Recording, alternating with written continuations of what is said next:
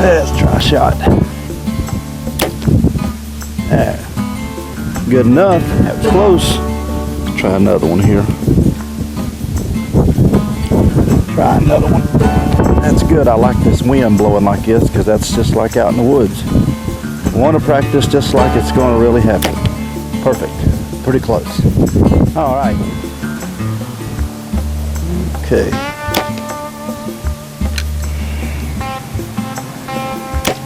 Oh, that's exactly where we wanted. Them 2 shots was good enough. I think my quiver's a little bit loose, I think. I'll tighten that up. Hey, just out here shooting my bow a little bit. You know, deer season will be here before you know it. It's hard to believe that we're getting as close as we are to another deer season. It seems like turkey season just closed. And but out here shooting a little bit because it's important, as we discussed in the last video, about practice, the right practice, the bow hunting practice, not getting out here in the backyard and just goofing off and hitting pie plates or hitting little dots at 20 yards wide open. We talked about all that, and if you didn't get to watch that video, it'll be at the end of this video. I'll put it in the link, and you can go over there and watch that one that we did on the right bow hunting practice. But I want to take just a little bit and talk about something that is extremely, extremely important, and I think it's not talked about enough. And that is the right time to shoot when you're out there one-on-one with a wild animal. You know, the reason why so many people lose deer or any kind of animal, but the reason so much game is sometimes lost with a bow and arrow, or really a gun too, but more with a bow and arrow, is because that people they misjudge about when to shoot, that they shoot too quick, or it's just a bad shot, you know. And we've all done it. You know, this will be my 29th year of bow hunting. It's hard to believe, but this season coming up will be my 29th bow season, and over 29 years I've been fortunate that I haven't lost a whole lot of deer, I really haven't, and I'm not bragging, but it's very, very few, maybe 4 that I can remember in my life of ever not getting, and that made me sick.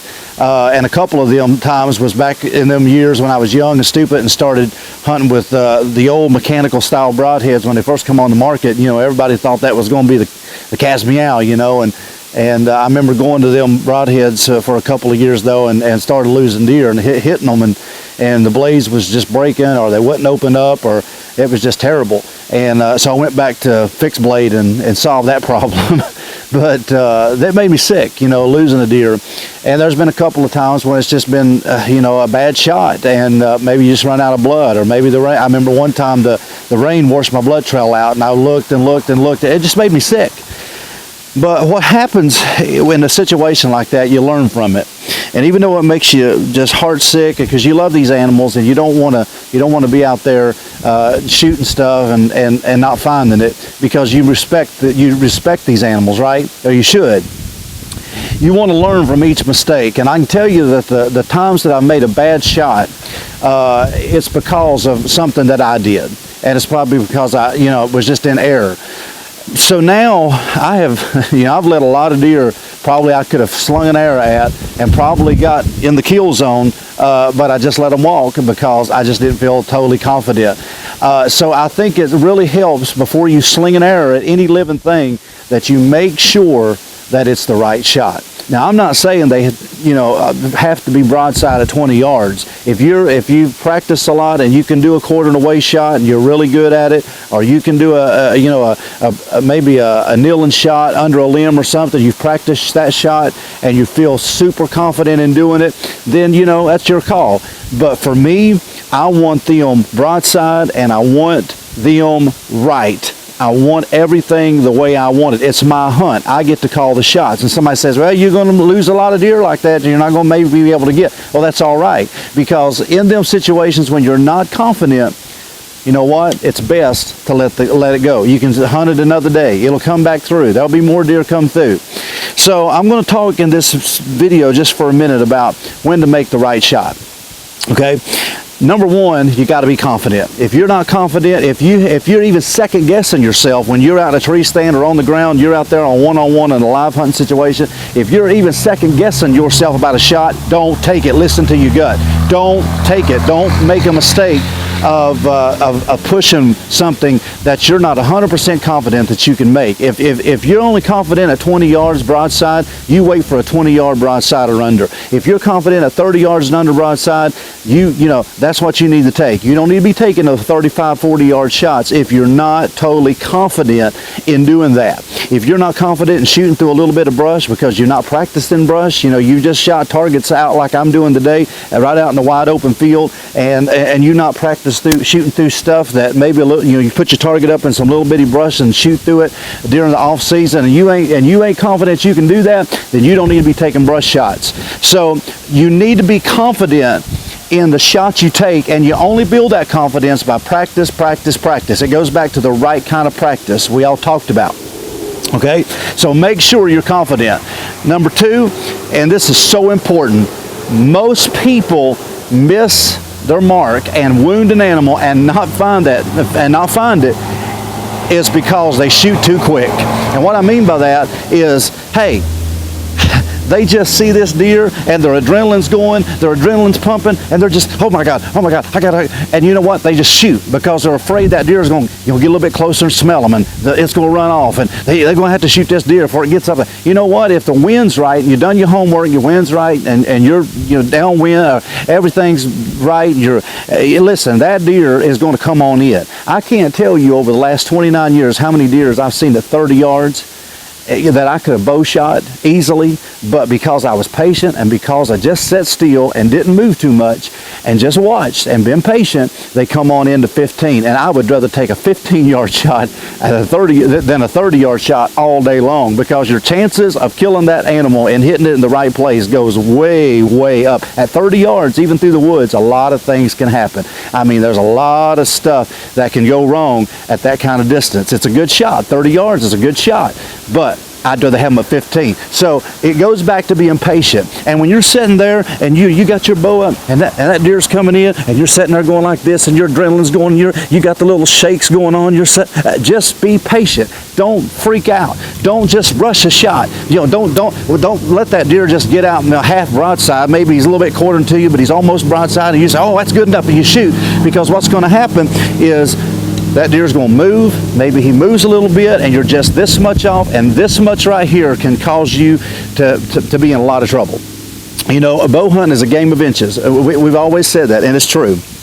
So I want that deer calm, I want that deer relaxed, and I want that deer broadside. Now this is me, and I want that deer totally just in its natural movement. I don't want that deer all, nervous and looking around. You never want to take a shot at a deer that's just on edge, that's just jumpy, and that's just looking. And maybe, maybe that deer sees you, and he's stomping at you, or he, or whatever, just stomping at you. And when you let that bow go off, that deer's going to duck, and that it's just going to react, and that can mean a big difference in inches when it comes to the bow hunting game. Okay, so too many people lose animals because they shoot too fast. So you want to make sure that you when that deer's coming in, just calm down. If you're on the right trail and you're in the right place and you're on a natural, maybe a run or a feeding trail or whatever the case may be, let them come on in. It will make a world of difference. It really will. Okay. Number three, and this is really important. This one is important.